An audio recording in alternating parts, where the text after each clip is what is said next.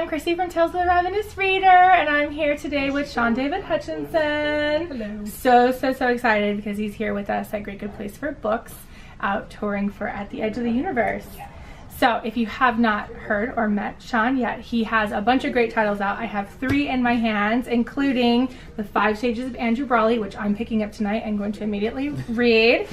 We Are the Ants, which is the book that you may have not read yet, but you need to move to the top of your TBR because everybody that reads this book absolutely adores it and says, I have so many regrets for not reading it sooner. Even my mom.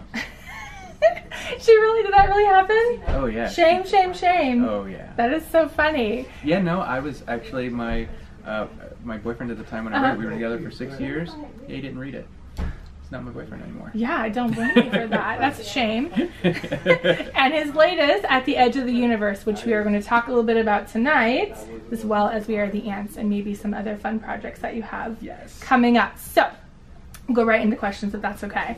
So At the Edge of the Universe has a really unique premise. I think it has a unique premise where Ozzie wakes up to find out that no one has ever heard of his boyfriend. How did you arrive at that premise, and what about the book surprised you? So the premise is actually inspired by an episode of Star Trek: The Next Generation. Hey, that's great. Yes, so I'm a huge science nerd, huge science fiction nerd. And there was an episode called Remember Me, I think. And Wesley Crusher's mom, Will Wheaton's mom, is trapped in a static warp bubble. And, you know, she's fretting because her mentors are dying. And so I was like, you know, that might actually, like, work as sort of a metaphor for leaving high school, you know, and all of your friends sort of, you know, going away.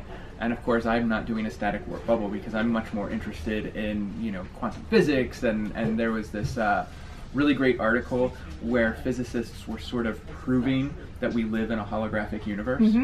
And I really have a thing for Plato's Republic and the allegory of the cave. And, you know, and so just all of these things sort of, you know, came together, and I was like, I am totally, like, cribbing the idea from Star Trek: The Next Generation, which every author does, except totally making it, you know, something different and interesting. And not that the Star Trek wasn't interesting. It was one of my favorite episodes. But probably a lot of teenagers haven't seen it nowadays, so to me it was... Yeah, they may not have. Yeah, no, I mean, totally. But it was really a jumping off place. And much like We Are the Ants, anything, like, sci-fi that I do, it's like the universe is shrinking, but really I'm telling a story about people, and I'm telling a story about them, and the science fiction part ends up not fading away, but becoming less important to the overall, you know, journey that the characters take. That is true. That is very true. But the thing that surprised me was, it wasn't actually until I was done writing it, and I was in revisions and then copy edits, that at the time my relationship with 6 years was ending. And I was like, oh, I've actually been writing about my relationship. And it was like, I was like, okay, so did I write the book or did the book write me? And it was this really weird thing. And I honestly, I mean, like, at the point where it was at copy edits, I didn't realize I'd really been writing this book all about relationships in various stages. Yeah. And I didn't realize how much what I had been going through had influenced, you know, that. And that did. It was just like this realization that I was like, oh. You're kind of behind the scenes processing what's going on for you. Yeah, and it was funny too because I told my agent, and something else happened. I forgot what it was, but it was some crazy, like, sort of world event, and she was like, Shaun, your books are happening, and I was just like, I know. So yeah, it was a really weird time. So maybe you are really foretelling the future and you don't know it. That's kind of scary. Yeah, something like that. Have you tweeted at Will Wheaton to tell him that an episode inspired by him kind of set this off? Well, now I'm going to. I think you need to, for sure. I think he would love to hear that. I think he would. I think he would really enjoy that. He's really cool. I thought for a while that he was, like, when he was a little younger, I was like, oh, he's going to be another entitled Hollywood kid. No way. No, he has become really cool. He is really cool. Yeah. He is really, really cool. And it's interesting that you brought up the, you know, like, how the sci-fi elements in the book really kind of fade away. That is one of the things I love reading sci-fi, but I also really love reading contemporary, and I feel like some people who really don't maybe understand that, yes, the premise on the cover might be it's a sci-fi book, but really these are contemporary set with sci-fi elements. Right. So I think that's really important for people who are like, oh, I don't know if I want to read that book about aliens. It's tough. Barnes and Noble and some bookstores, you know, they end up putting this in sci-fi, and I do think a lot of people, you know, they sit and they're like, sci-fi, I don't know, you know, but yeah, that really is the truth when it, you know, when it comes to me is I love science fiction, and I will never deny that, but I'm more interested in the human elements, and in a weird way, the sci-fi elements sort of ground the realistic elements. Yes. And so, yeah, I get a lot of readers who are like, oh, I wasn't going to read this because of aliens, you know, with it's not a story of aliens. Right, and then they're like, I'm so glad I did. And I'm like, I'm glad you did too. That was kind of, I mean, I'm not an alien book reader. That was kind of my response too. And I have a question about it. Yes. So, what were some of the moments that you had to consider as a teen if you were kidnapped and given the opportunity to push that button? What would have been your moments? We were going to write your book. Oh, goodness. Well, that was, okay, so I'll tell you some stories. So before I came out, I didn't come out in high school until I was about 17. So a little bit before that, I was in 8th grade, and it was an 8th grade Halloween dance. And there was a girl that I liked. And back then, I was totally, like, not world, like, I didn't know anything. I was just like, you're dating. Right. You watch movies together and hang out, you know? Maybe hold hands if you're lucky. Right. And so I was just like, I really, you know, want to ask this girl out. And so I asked her out, and she laughed. Oh. And so then I started to cry, and I ran into the bathroom in the cafeteria where the dance was being held. And the Catholic priest who was there had to come in and like get me out of the bathroom, and I totally would not have pressed the button that night. Like I would just. You're like, the world is literally ending. Yeah. Thanks, girl. I would Thanks, 8th grade girl. Press that button. Yeah. And I'll give you an example of when I would have pressed the button was when I did finally come out. I lived in I grew up in a small town called Jupiter, and it's not a small town anymore, but it's almost like a suburb of West Palm. And I was the only gay person I knew. Like, there were rumors about other people. And so I expected my friends were just going to shun me, you know. And most of them were really great, but there was one of my guy friends, you know. He came up to me and he was just like, we just want you to know, like, you're cool, you know? And it was just like and like, he didn't want to talk about it, nothing else, just be like, we know, we're fine with it, like, you're good, don't worry. And I totally would have pressed the button that day, you know, because that was just like, I did not have the traumatic coming out that a lot of people do, and I was very lucky in that respect. So, well, I'm glad that was a button pressing moment and not a, you know, total. Definitely, that was definitely a button pressing moment. That's amazing. That's really amazing. So I am super excited for your next project, Feral Youth. I'm so, like, if I had to say what's my most anticipated for fall right now, it's definitely this book. Yeah, me too. So tell us a little bit about it and how kind of the idea came about. Well, so Feral Youth is my take on the Canterbury Tales. And I have been looking for a way to get Canterbury Tales into like a YA format since I first started studying in college. And I had a professor, oddly enough, her name was Miss Faraci. Of course. And she was, Miss Faraci in We Are the Ants is actually a combination of my aunt who passed away and Miss Faraci, the teacher. And they were both kooky and just really inspiring. But she instilled, Miss Faraci in real life inspired in me the love of Canterbury Tales. And so after Violent Ends happened, I was like, I'm never doing another anthology again. You know, it was such a great like experience. Never say never. Right, but it was so hard. And so I was like, never doing that again. And then I was like, but... And so I started thinking about it, and I was throwing ideas back and forth with my agent, and I came up with this whole idea of setting it at an at-risk, you know, youth camp, like an Outward Bound type camp, and just getting together, you know, a really diverse group of authors who could bring some unique points of view in. And then I would write the frame story, you know, so I could comment on their stories and tie them together and sort of work like that.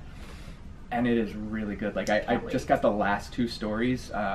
I just had the last one last night. Suzanne Young filled in for an author who unfortunately had to drop out. I'm excited that Suzanne Young's being part of it. Exactly, right? I love her. Well, it was funny because I would have asked Suzanne Young in the beginning, but I was reading her book, All in Pieces. Yes. And I have this weird thing about, like, if I'm blurbing a book, I don't want to ask them for favors, you know, and I like to keep things separate. It's probably the time to ask, but you know.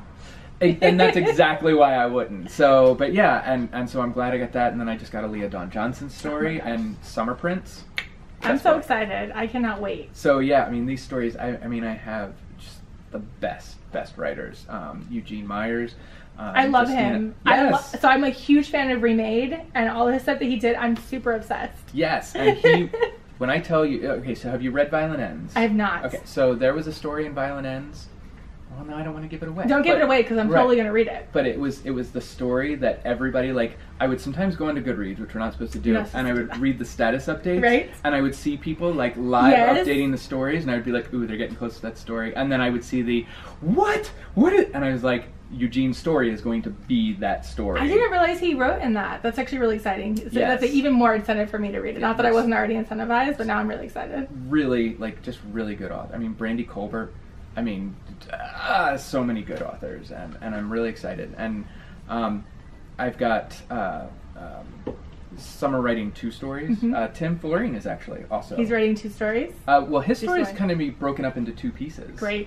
It's just, well, it might be. We're still talking about that. We'll actually be talking about that tomorrow. But yeah, I mean, it's been a great experience, and we're moving pretty fast with it. But yeah, I'm really excited about that. I'm excited you get to actually meet Tim Florine tomorrow. I'm like, you guys haven't met? That's so funny. No. That's so funny. Yeah, he's such a great guy, and I can't wait to meet him and hang out and talk about this stuff. But yeah, I'm excited about it. I can't wait. So you guys should come out and tour. A few of you together should come out and tour. We're all about that. So both Nancy and I finished the book in one day. We finished At the Edge of the Universe in one day. Like, seriously, I was refreshing my Audible at 9 o'clock at night the night before. Like, can I start this now so I can get it done so I can talk about it with you? But one of the things that we both text each other about almost immediately was there's a really cool reference to We Are the Ants. I think it's hilarious. I laughed so hard in the book. So did you always intend to write that, or was it kind of accidental? You're like, oh, I could put We Are the Ants in this space. So my secret is that all of my books exist in a shared universe. Okay. In weird and interesting ways. Clearly. So, there is actually, if you haven't read, because you're getting it, 5 Stages of Andrew Brawley, the Patient F comic book is constantly referred to in both We Are the Ants, or not constantly, but it's referred to in We Are the Ants and At the Edge of the Universe. Yes, it is. Tying that together. And then in the book that I've got coming out next year, The Apocalypse of Elena Mendoza, there is a reference to both At the Edge of the Universe and We Are the Ants. And they're just small little things, but I just sort of like that they all exist in this weird shared universe. And it's like, people ask a lot about We Are the Ants. They're like, what happened to Henry and Diego? Did he press the button? And I'm like, well, there's a reason I set it on a date, a specific date in a specific year. I kind of, it's like a weird meta thing, you just assume like, hey, 2017 now, so the world obviously did not end. And then you get to see a little glimpse of them, in the future, and just kind of know like everything's all right, I love your titles, first of all. Thank you. All the titles are super great, and that's I can't take credit for all of them. That's okay. They're all great. You wrote a good enough story to get a good title out of it. The 5 Stages of Andrew Brawley was my agent. What was it originally titled? The Walls. Okay. Yeah. All right. Not a good title. No. And it was actually, that was inspired by a song by Jax Mannequin called Caves. Okay. And it's, the beginning of the song is the walls are caving in. And so it was just this metaphor that right. I, incorporated all throughout. And she was like, that's a terrible title. And I was like, okay, you come up with something. It makes sense in the context of how you just presented it. But you'd have to read it for it to make sense. Exactly. We Are the Ants was always We Are the Ants. We considered changing it because of A.S. King's Everybody Sees the Ants.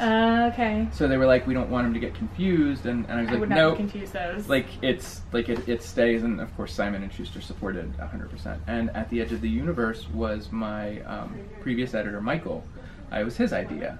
We tossed a lot of ideas back and forth. I was calling it Center of the Universe, just because of the theme of Ozzie at the center of the universe. Yes. But again, he's like, it makes sense after you read it. It does make the title does make a lot once you get to the point where it makes total sense. But I'll tell you what, At the Edge of the Universe, I really kind of like that, and I'm happy we changed it. So it works. It works out for all that. I do love We Are the Ants, even though I hate ants.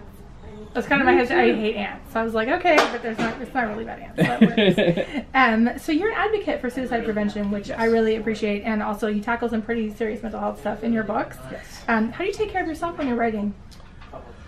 I'm actually really big into self-care.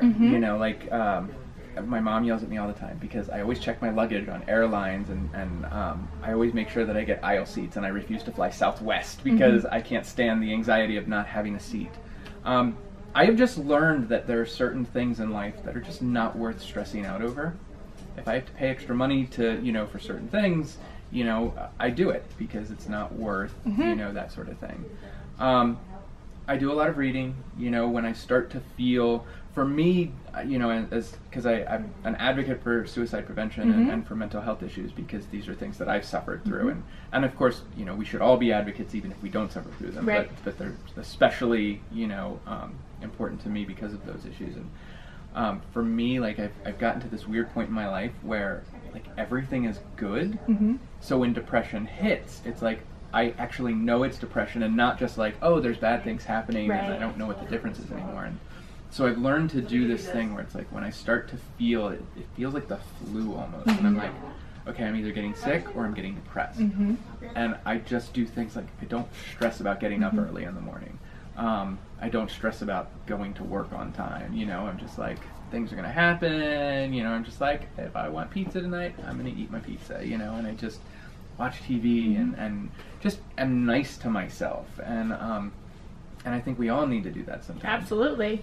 I'm kind of lucky in that writing is a really cathartic thing for me. I actually feel like bad when I don't write. So even when I'm struggling with depression at a specific time, like, writing helps that for me. I can understand where it doesn't for some people. There are certain books I won't read while I'm, you know, depressed. I stick to the happier books, and I actually get that a lot. You know, I will see sometimes people on Twitter, they're like, oh my God, you know, I'm really struggling because, you know, I'm in a bad place, and I will, you know, message them and be like, then stop reading. Read it when you're in a better place. Like, you don't have to finish this. If this is making you feel bad, please stop. You will not offend me, you know. And I do the same thing with books.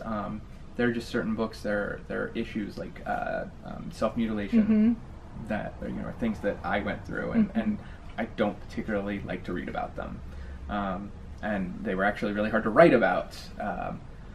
And so I avoid those things. You know, I read Ready Player One and silly things, and I watch a lot of Buffy the Vampire Slayer and Gilmore Girls. And yeah, I mean, you have to do it. And I don't feel bad about it. And that's something that I think a lot of people do. I'm like, I'm taking care of me, and I do not feel guilty about it, and neither should anyone else. Like, they shouldn't, you know. But well, you mentioned reading as kind of one of your things that you like to do. So we were just talking about books earlier. You want to recommend some recent reads or books that you love to our audience? I absolutely do. I'm actually currently reading History Is All You Left Me, as I'm sure everyone is probably currently reading this right now. Adam Silvera is like a rock star. Yes. And halfway through so far, and this book is amazing. How many times have you cried? I don't usually cry until the end of the book. Gosh. Like, I save it all up, and then I'm just like, it'll just start like toward the end, and I'm just like, and then it's just whoosh. And then We Know It Was You. So We Know It Was You is just like this Twin Peaks, Fargo, sarcastic satire. It's just really quirky and really weird and cool, and I don't hear enough people talking about it, and I get really like, people must talk about these books. Like, you have to be reading these. I'm going to pick this one up because he speaks so highly of it. The cover does not, what you've described, the cover doesn't seem to say that. So I think that might be a case of... See, and I love this cover. It's just got that weird... It does, it is kind of interesting. It's, yeah, I mean, you pick it up and you're not 100% sure, like, what you're getting. Right. But...